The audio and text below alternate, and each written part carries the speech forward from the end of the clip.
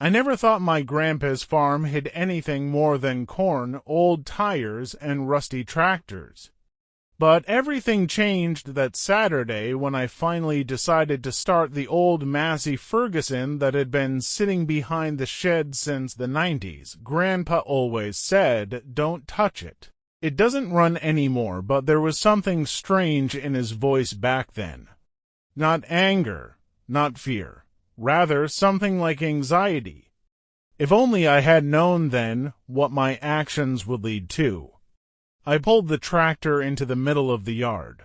I cleaned off the dust and checked the fuel. Strangely, the tank was almost full.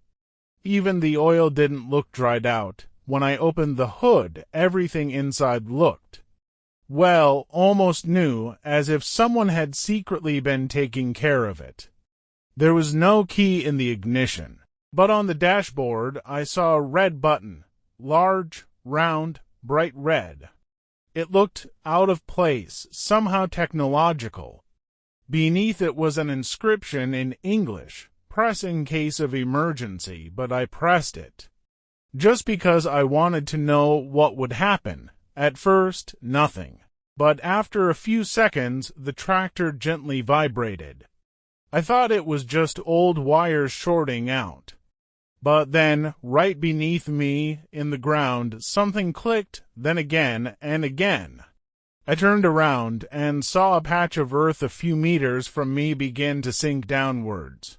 Dust rose, and from beneath it, a round metal hatch emerged. Ordinary, like in movies about secret bases. And it began to open. At first, I stood rooted to the spot. Then I slowly approached. Inside, it was dark, but from the depths came a faint yellowish light, like from old lamps. A ladder led down into a deep shaft. My instinct screamed, "Don't go down." But curiosity, it was stronger. I descended. Each step echoed in the concrete space like heartbeats. I walked a few meters and found myself in a corridor. Old metal walls, wires, dusty screens on the walls.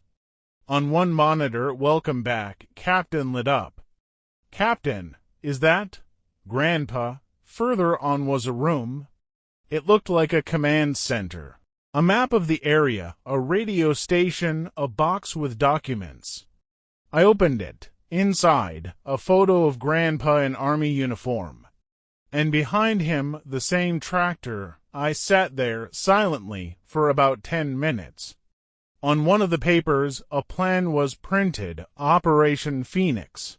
It turned out that under the farm was a secret military laboratory. Its purpose was to monitor atmospheric activity, test new equipment, and something else that was classified. My grandpa, a simple farmer, it turns out, was the head of this facility during the Cold War. But when the program closed, the government ordered everything to be destroyed. And Grandpa instead, he just hid everything. Buried it, preserved it, and swore not to tell anyone, not even his own family.